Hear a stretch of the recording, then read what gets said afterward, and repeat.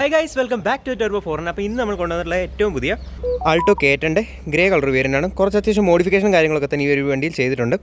അപ്പോൾ ഈ ഒരു വണ്ടിയാണ് നമ്മൾ റിവ്യൂ ചെയ്യാൻ പോകുന്നത്. പാർക്കിംഗ് കൊണ്ടിട്ട് നമുക്ക് ഇതിൻ്റെ വീഡിയോ എടുക്കാം.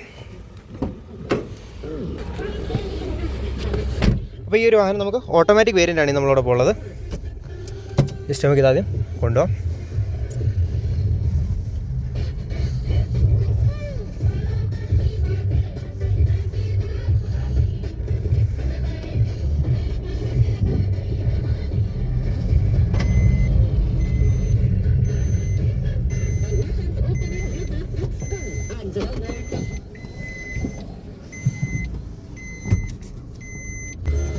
ജസ്റ്റ് ഇത് പുറത്തോട്ടിടാം, അല്ലെന്നുണ്ടെങ്കിൽ നമുക്കിവിടെ ലൈറ്റിങ്ങിൻ്റെ കുറച്ച് ഇഷ്യൂ ഉണ്ട്.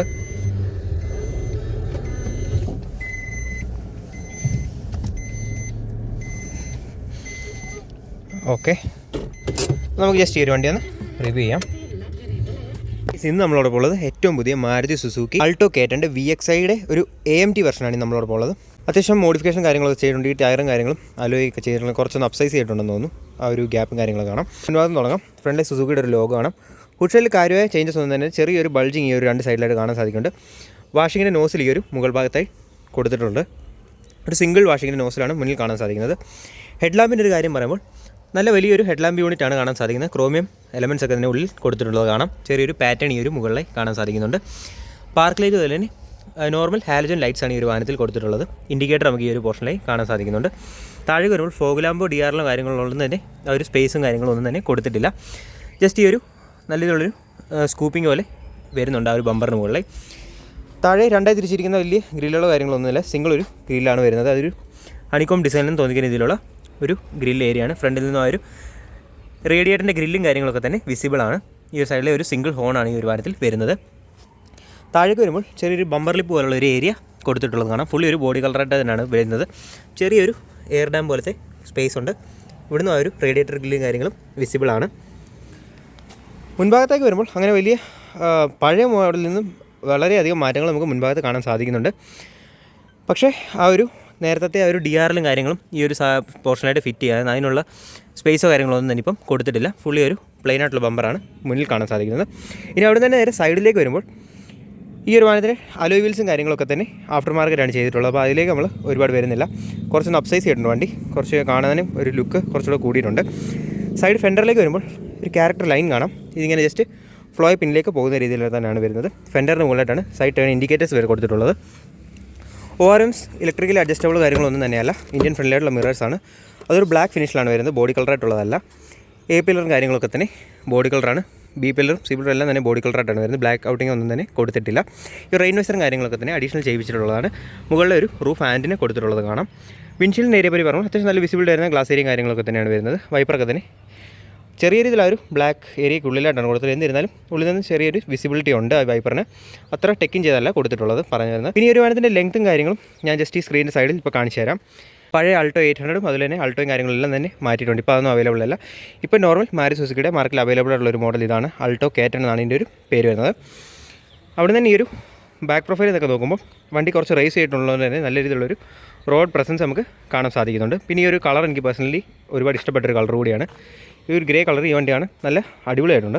പിന്നെ ആ ഒരു അലോയ് വീൽസും കാര്യങ്ങളൊക്കെ തന്നെ ഇട്ടപ്പം അത്യാവശ്യം നല്ലൊരു ലുക്ക് വണ്ടിക്ക് ലഭിക്കുന്നുണ്ട്. ഈ ഒരു റിയർ ഡ്രം ബ്രേക്സും കാര്യങ്ങളൊക്കെ തന്നെ കാലിപ്പർ പെയിൻറ്റ് ചെയ്തിട്ടുണ്ട്. അതുപോലെ തന്നെ ഫ്രണ്ടിലെ ഡിസ്കിൻ്റെ ആ ഒരു കാലിപ്പറും റെഡ് ഇൻസേർട്ട് കൊടുത്തിട്ടുള്ളത് കാണാം. നല്ല സ്പോർട്ടി ലുക്കാനെ അത് സഹായിക്കുന്നുണ്ട്. പിന്നെ ഡോർസും കാര്യങ്ങളൊക്കെ തന്നെ നമുക്ക് ബോഡി കളറായിട്ടാണ് കൊടുത്തിട്ടുള്ളത്. ഡ്രൈവർ സൈഡും കോ ഡ്രൈവർ സൈഡും നമുക്ക് കീസിലോട്ട് അവൈലബിൾ ആണ്. ഇനി ബാക്ക് സൈഡിലേക്ക് വരുമ്പോൾ തീരെ പ്ലെയിനായിട്ടാണ് ഒരു ഗ്ലാസ് ഏരിയ തൊട്ട് താഴേക്ക് കൊടുത്തിട്ടുള്ളത്. സ്റ്റാൻഡേർഡ് ഫീച്ചേഴ്സായ 2 പാർക്കിംഗ് സെൻസേഴ്സ് പിന്നിലേക്ക് കൊടുത്തിട്ടുള്ളത് കാണാം. ഈ ഒരു ഭാഗത്തെ ആൾട്ടോ K10 ഒരു ബാഡ്ജിങ് വരുന്നുണ്ട്. സെൻറ്ററിലെ സുസുക്കിയുടെ ലോഗോയും അതുപോലെ തന്നെ അതിന് തൊട്ട് താഴെ ഈ ഒരു കീസ്ലോട്ടും കൊടുത്തിട്ടുള്ളത് കാണാം. കാര്യം പറയുമ്പോൾ ഒരു ബോക്സ് ഷേപ്പിലാണ് ആ ഒരു ടെയിൽ ലാമ്പ് യൂണിറ്റ് കൊടുത്തിട്ടുള്ളത്. മുകളിലെ ടേൺ ഇൻഡിക്കേറ്റേഴ്സ് ഈ ഒരു സെൻറ്ററിലായിട്ടാണ് റിവേഴ്സ് ലാമ്പ് അതുപോലെ തന്നെ താഴെ ബ്രേക്ക് ലാമ്പും കൊടുത്തിട്ടുള്ളത് കാണാം. ഇനി അവിടെ തന്നെ ഈ ഒരു ഗ്ലാസ് ഏരിയ പറ്റി പറയുമ്പോൾ പ്ലെയിൻ ആയിട്ടുള്ള ഗ്ലാസ് ഏരിയയാണ്. D4 ലൈൻസോ കാര്യങ്ങളോ ഒന്നും തന്നെ ഈ ഒരു BXI മോഡലിൽ കൊടുത്തിട്ടില്ല. വൈപ്പറോ കാര്യങ്ങളൊന്നും തന്നെ വരുന്നില്ല. മുകളിലായി ചെറിയൊരു ബൾജിങ് ഒക്കെ തന്നെ കൊടുത്തിട്ടുള്ളതാണ്. ചെറിയൊരു ക്യാരക്ടർ ലൈൻസ് കാര്യങ്ങൾ ഈ ഒരു റൂഫിന് മുകളിൽ നമുക്ക് കാണാൻ സാധിക്കുന്നുണ്ട്.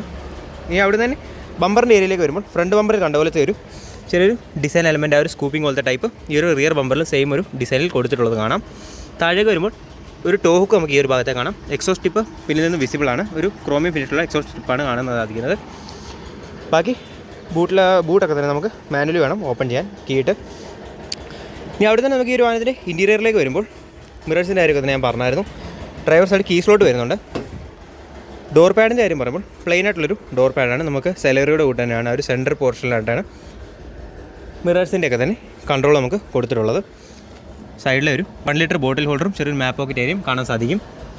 അവിടെ തന്നെ ഒരു വലിയൊരു ഗ്രാബ് ഹാൻഡിൽ വരുന്നുണ്ട്. ഈ ഒരു പോർഷനൊക്കെ തന്നെ പ്ലാസ്റ്റിക്കിൽ തന്നെയാണ് കൊടുത്തിട്ടുള്ളത്. ബ്ലാക്ക് ഡോർ ഹാൻഡിൽസ് ആണ് വരുന്നത്. അതുപോലെ തന്നെ ലോക്കിനുള്ള സ്വിച്ച് കാണും. സെൻട്രൽ ലോക്കും ഇതിന് മുകളിൽ തന്നെയാണ് വരുന്നത്. ഈ ഒരു സൈഡ് നമ്മൾ ലോക്ക് ചെയ്യുമ്പോൾ ടോട്ടലി ലോക്ക് ആവുന്നുണ്ട്. മിറേഴ്സിൻ്റെ കാര്യം മാനുവലി നമുക്ക് ഉള്ളിൽ നിന്നും അഡ്ജസ്റ്റബിൾ ആയിട്ടുള്ള മിറേഴ്സാണ് ഈ ഒരു വാഹനത്തിൽ ഈ ഒരു വേരിയൻറ്റിൽ കൊടുത്തിട്ടുള്ളത്. അവിടുന്ന് ഉള്ളിലേക്ക് വരുമ്പോൾ ഫാബ്രിക് സീറ്റ്സ് ആണ് ഈ ഒരു വാഹനത്തിൽ കൊടുത്തിട്ടുള്ളത്. ഹെഡ്രസ്റ്റ് ഒക്കെ തന്നെ ഫിക്സ്ഡ് ആയിട്ടാണ്. പിന്നിലും ഫിക്സ്ഡ് ആയിട്ടുള്ള ഹെഡ്രസ്റ്റും കാര്യങ്ങളൊക്കെ തന്നെയാണ് വരുന്നത്. സീറ്റിൻ്റെ കാര്യം പറയുമ്പോൾ മാനുവലി അഡ്ജസ്റ്റബിൾ ആണ്. സീറ്റ് ഹൈറ്റോ കാര്യങ്ങളൊന്നും തന്നെ ഈ ഒരു വേരിയൻറ്റിൽ കൊടുത്തിട്ടില്ല. അവിടെ തന്നെ നമുക്കിനി ഉള്ളിലേക്ക് വരാം. അപ്പോൾ ഇതാണ് ഈ ഒരു വാഹനത്തിൻ്റെ സ്റ്റിയറിംഗ് വീൽ വരുന്നത്. നമ്മുടെ സെലേറിയോയിലും കണ്ടുവന്ന സെയിം ഒരു സ്റ്റിയറിംഗ് വീലാണ്. സ്റ്റിയറിംഗ് കൺട്രോൾസോ കാര്യങ്ങളൊന്നും തന്നെ വരുന്നില്ല. സെലേറിയോ നമുക്ക് ഈ ഒരു പോർഷനൊക്കെ തന്നെ ചെറിയൊരു സിൽവർ ഇൻസെർട്ട് വരുന്നുണ്ട്. അതിൽ ഈ ഒരു പോർഷൻ ഓപ്പൺ ആയിട്ടാണെങ്കിൽ ഈ ഒരു വേരിയൻറ്റിലേക്ക് വരുമ്പോൾ ഫുള്ളി ഒരു ബ്ലാക്ക് സ്റ്റിയറിംഗ് വീലാണ്. ഈ ഒരു പോർഷനൊക്കെ തന്നെ ക്ലോസ്ഡ് ആയിട്ടാണ് വരുന്നത്. സുസുക്കിയുടെ ലോഗോ കാണാം. സ്പീഡോമീറ്ററിൻ്റെ കാര്യം പറയുമ്പോൾ ഞാൻ ജസ്റ്റ് വണ്ടി ഒന്ന് ഓണാക്കി കാണിച്ചു തരാം. ഇതാണ് നമുക്ക് ഈ ഒരു വാഹനത്തിൻ്റെ കീ വരുന്നത്. ഒരു മാനുവൽ കീ ആണ്. സെൻട്രൽ ലോക്ക് കാര്യങ്ങളൊന്നും തന്നെ അവൈലബിൾ അല്ല. ജസ്റ്റ് ഒന്ന് ഓണാക്കി കാണിച്ചു തരാം. ഫുള്ളി ഒരു മീറ്റർ കൺസോളാണ് ഈ ഒരു വാഹനത്തിൽ കൊടുത്തിട്ടുള്ളത്. മുകളിലെ സ്പീഡോമീറ്റർ കാണാം. ഈ ഒരു ഡിജിറ്റൽ സ്ക്രീനുള്ള നമുക്ക് ഫ്യൂൽ ഗേജ് വരുന്നുണ്ട്. ട്രിപ്പ് എ ട്രിപ്പ് ബി നമുക്ക് ഈ ഒരു പോർഷനിൽ നിന്ന് സെലക്ട് ചെയ്യാം.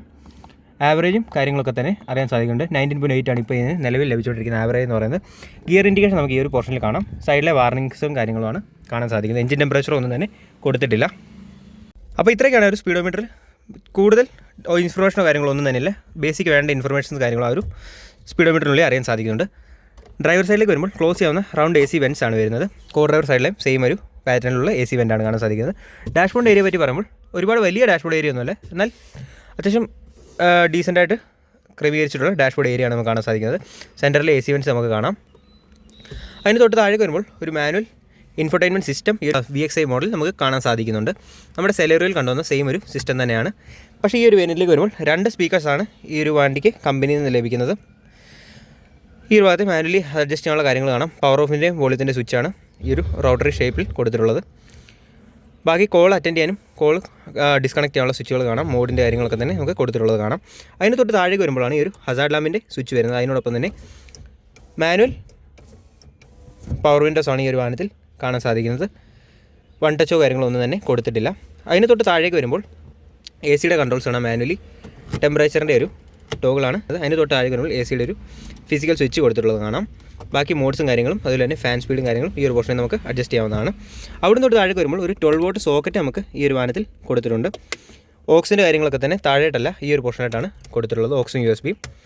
ഇനി അവിടെ നിന്ന് താഴേക്ക് വരുമ്പോൾ ഒരു ചെറിയ സ്പേസ് നമുക്ക് ഈ ഒരു പോർഷനിൽ കാണാൻ സാധിക്കും. അതിനോടൊപ്പം തന്നെ 2 കപ്പ് ഹോൾഡേഴ്സ് സെൻറ്റർ ടണലിൽ കൊടുത്തിട്ടുണ്ട്. ഇനി അതിന് പിന്നിലേക്ക് വരുമ്പോഴാണ് നമ്മുടെ ഒരു ഓട്ടോമാറ്റിക് ട്രാൻസ്മിഷൻ്റെ ഗിയർ നോബ് വരുന്നത്. ട്രാൻസ്മിഷൻ കാര്യം പറയുമ്പോൾ ജസ്റ്റ് ഒന്ന് റൈറ്റ് ഇട്ട് മുകളിലോട്ടാണ് റിവേഴ്സിൻ്റെ ഓപ്ഷൻ വരുന്നത്. നമുക്കൊരു സെൻറ്ററിലെ റിവേഴ്സിൻ്റെ അറിയാൻ സാധിക്കുന്നുണ്ട് മീറ്ററിൽ. ജസ്റ്റ് താഴേക്ക് വരുമ്പോൾ ഡ്രൈവ് മോഡ് അതുപോലെ തന്നെ മാനുവൽ മോഡിൽ നമുക്ക് ഈ ഒരു വാഹനം ഓടിക്കാവുന്നതാണ്. ഈ ഒരു പോർഷനിൽ നമുക്ക് മോഡ്സും കാര്യങ്ങളും അറിയാൻ സാധിക്കും. ഒരുപാട് ഡിസൈനബിളുടെ കാര്യങ്ങളൊന്നും തന്നെ കൊടുത്തില്ല. ജസ്റ്റ് ബേസിക് ആയിട്ടുള്ളൊരു ഗിയർ നോബും കാര്യങ്ങളുമാണ് കാണാൻ സാധിക്കുന്നത്. ഫുള്ളി ഒരു ബ്ലാക്ക് തീമിലാണ് കൊടുത്തിട്ടുള്ളത്. ഈ ഒരു സൈഡിലെ മാർക്കിങ്സും കാണാൻ സാധിക്കും. തൊട്ട് താഴേക്ക് വരുമ്പോൾ ചെറിയൊരു സ്റ്റോറേജ് ഏരിയ ഈ ഒരു സെൻറ്ററിൽ നമുക്ക് കാണാൻ സാധിക്കുന്നുണ്ട്. കോയിൻസും മറ്റും സൂക്ഷിക്കാം. അതുപോലെ തന്നെ ഫുള്ളി ബ്ലാക്ക് ആയിട്ടുള്ളൊരു ഹാൻഡ് ബ്രേക്കാണ് ഈ ഒരു വാഹനത്തിൽ കൊടുത്തുള്ള. ക്രോമിയം ടിപ്പോ ഒന്നും തന്നെ വരുന്നില്ല. ഇനി അവിടെ നിന്ന് തന്നെ നമുക്ക് മുകളിലേക്ക് വരുമ്പോൾ മാനുവൽ IRVM ആണ്. ഡേ നൈറ്റ് മോഡോ കാര്യങ്ങളോ ഒന്നും തന്നെ കൊടുത്തിട്ടില്ല. അതിന് മുകളിലായി ഈ ഒരു ഭാഗത്തെ നമുക്ക് ക്യാബിൻ ലാമ്പ് കൊടുത്തിട്ടുള്ളത് കാണാം. സൺവൈസറിന് മുകളിലെ വാനിറ്റി മിററോ കാര്യങ്ങളോ ഒന്നും തന്നെ ഇല്ല. ജസ്റ്റ് ബേസിക് ആയിട്ടുള്ള സൺവൈസറാണ്. ടിക്കറ്റ് ഹോൾഡറോ കാര്യങ്ങളോ ഒന്നും തന്നെ ഡ്രൈവർ സൈഡിലും കാണാൻ സാധിക്കില്ല. പിന്നെ ഒരു ഗ്രാബ് ഹാൻഡിലിൻ്റെ കാര്യം പറയുമ്പോൾ ഫിക്സ്ഡ് ആയിട്ടുള്ള ഗ്രാബ് ഹാൻഡിൽസാണ് ഈ ഒരു വാഹനത്തിൽ കൊടുത്തിട്ടുള്ളത്. സെൻറ്ററിൽ ഒരു ചെറിയ ബൾജിങ് വരുന്നുണ്ട്. മറ്റ് ഫീച്ചറുകളോ കാര്യങ്ങളൊന്നും തന്നെ ഈ ഒരു പോർഷനിൽ കാണാൻ സാധിക്കില്ല. എയർ ബാഗ് നമുക്ക് ഡ്യുവൽ എയർ ബാഗ് ബേസ് മോഡിലോട്ട് തന്നെ എല്ലാ വണ്ടിയിലും വരുന്ന കൂട്ട് തന്നെ ഈ ഒരു വാഹനത്തിലും കൊടുത്തിട്ടുണ്ട്. താഴേക്ക് വരുമ്പോൾ ഈ ഒരു പോർഷനിലായിട്ടൊക്കെ തന്നെ നല്ല രീതിയിലുള്ള കട്ടിങ്ങുകൾ നമുക്ക് കാണാൻ സാധിക്കുന്നത്. ബോൾഡായിട്ടുള്ള ഒരു ഡാഷ്ബോർഡ് ഏരിയയാണ് ഈ ഒരു വാഹനത്തിൽ കാണാൻ സാധിക്കുന്നത്. ഗ്ലൗ ബോക്സിൻ്റെ കാര്യം പറയുമ്പോൾ അത്യാവശ്യം മാനുവലും ചെറിയ ഡോക്യുമെൻറ്റ്സും കാര്യങ്ങളൊക്കെ വെക്കാൻ പറ്റിയ നോർമലി ഒരു ചെറിയ ഗ്ലൗ ബോക്സ് ഏരിയയാണ് നമുക്ക് കാണാൻ സാധിക്കുന്നത്. സീറ്റ്സിൻ്റെ കാര്യം പറയുമ്പോൾ അത്യാവശ്യം നല്ല അണ്ടർത്തെ സപ്പോർട്ടും കാര്യങ്ങളൊക്കെ തന്നെ നമുക്ക് ലഭിക്കുന്നുണ്ട്. പിന്നെ ഈ ഒരു ഹെഡ്രസ്റ്റിൻ്റെ കാര്യം ഞാൻ പറഞ്ഞു, ഫിക്സ്ഡ് ഉള്ള ഹെഡ്രസ്റ്റാണ് ഈ ഒരു വാഹനത്തിൽ കൊടുത്തിട്ടുള്ളത്. അന്നേരം അത്യാവശ്യം നല്ല കംഫർട്ടായിട്ടിരുന്ന് യാത്ര ചെയ്യാൻ പറ്റിയ സീറ്റ്സാണ് ഈ ഒരു വാഹനത്തിൽ കൊടുത്തിട്ടുള്ളത്. ഇനി നമുക്ക് നേരെ ബാക്ക് റോയിലേക്ക് പോകാം. ബാക്ക് സൈഡിലേക്ക് വരുമ്പോൾ നമുക്ക് പവർ വിൻഡോ കാര്യങ്ങളോ അവൈലബിൾ അല്ല. ജസ്റ്റ് ഒരു റോട്ടറി നോബായിട്ടാണ് ആ ഒരു വിൻഡോയുടെ കൊടുത്തിട്ടുള്ളത്. ആംറസ്റ്റ് കാണാം, പ്ലാസ്റ്റിക് ആണെന്ന് ഞാൻ പറഞ്ഞായിരുന്നു. ബ്ലാക്ക് ഡോർ ഹാൻഡിൽസ് ആണ് വരുന്നത്. നമുക്ക് ഈ ഒരു വാഹനത്തിൽ പിന്നിലെ സ്പീക്കേഴ്സോ കാര്യങ്ങളോ ഒന്നും തന്നെ അവൈലബിൾ അല്ല. ഇതാണ് ഈ ഒരു വാഹനത്തിൻ്റെ ബാക്ക് സൈഡിലെ റോയുടെ ലുക്ക് ലഭിക്കുന്നത്. പാർസൽ ഡ്രൈവ് കാര്യങ്ങളോ ഒന്നും തന്നെ ഈ ഒരു മോഡൽ കൊടുത്തിട്ടില്ല. ഫിക്സ്ഡുള്ള ഹെഡ് റെസ്റ്റ് കാണാം. ജസ്റ്റ് അകത്തേക്ക് വരുമ്പോൾ 3 പേർക്ക് ഇരിക്കാൻ പറ്റുമെന്ന് വെച്ചാൽ കുറച്ച് അഡ്ജസ്റ്റ് ചെയ്തിരിക്കേണ്ടി വരും. എന്നാൽ ഒരു 2 പേരാണ് പിന്നിലിരിക്കുന്നത്. അത്യാവശ്യം നല്ല ഓപ്പണായിട്ട് സുഖമായിട്ടിരുന്ന് യാത്ര ചെയ്യാൻ പറ്റിയ സീറ്റ്സും കാര്യങ്ങളുമാണ് കാണാൻ സാധിക്കുന്നത്. അവിടുന്ന് തന്നെ ഈ ഒരു വാഹനത്തിൻ്റെ സ്പേസിൻ്റെ കാര്യം എടുത്തു പറയണം. അപ്പോൾ അത്യാവശ്യം സീറ്റ് കുറച്ച് കയറ്റിയിട്ടിരിക്കുകയാണ്. കുറച്ചുകൂടെ പിന്നിലേക്ക് ഇറങ്ങിയാൽ നല്ല രീതിയിലുള്ള സ്പേസ് കാര്യങ്ങളും ഈ ഒരു വാഹനത്തിനുള്ളിൽ ലഭിക്കുന്നുണ്ട്. പിന്നിൽ ചെറിയൊരു സ്റ്റോറേജ് ഏരിയ കൊടുത്തുള്ളതാണ്. ഒരു കപ്പ് ഹോൾഡറും മറ്റും കൊടുത്തിട്ടുണ്ട്.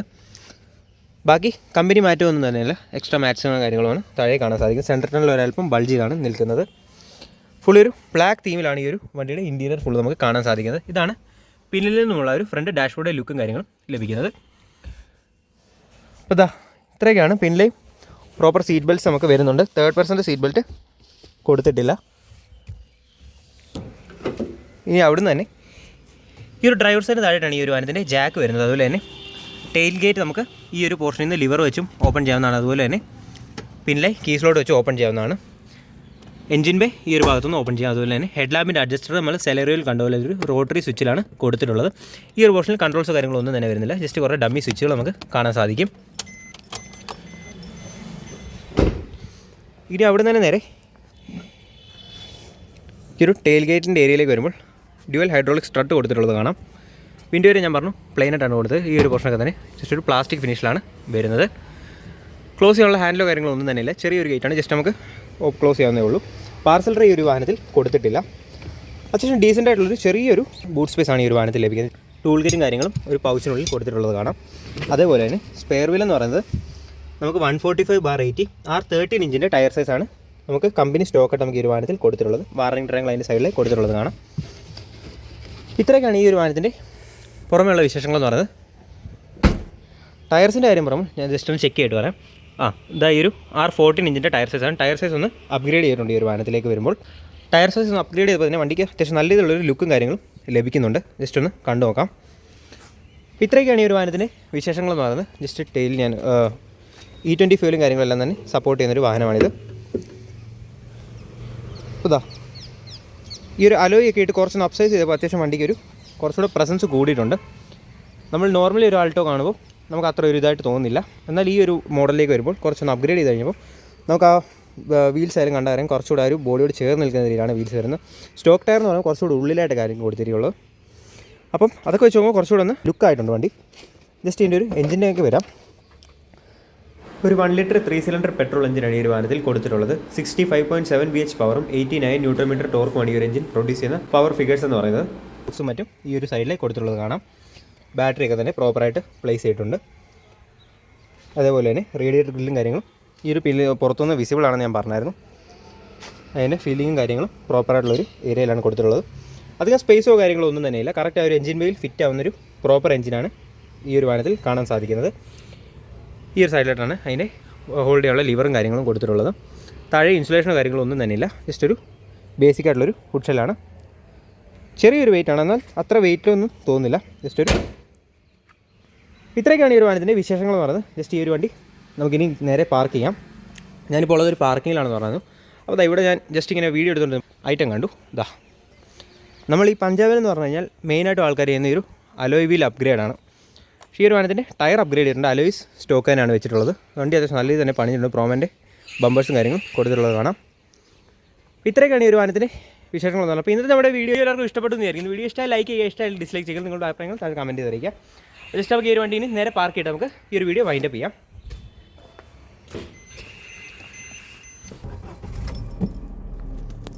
എഞ്ചിൻ വൈസ് ഒരൽപ്പം ക്യാബിനുള്ളിലേക്ക് വരുന്നുണ്ട്.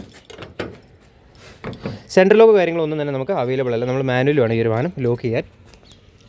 അപ്പോൾ നമ്മൾ ബൈ ബൈ പറയുകയാണ്. അപ്പോൾ bye bye, see you bye. പിന്നെ നമുക്ക് നേരെ വീഡിയോ വൈൻഡപ്പ് ചെയ്യാം. ഇതാ നല്ല ഈവനിങ് ടൈമായി. അപ്പോൾ guys, see you. Okay, bye, thank U.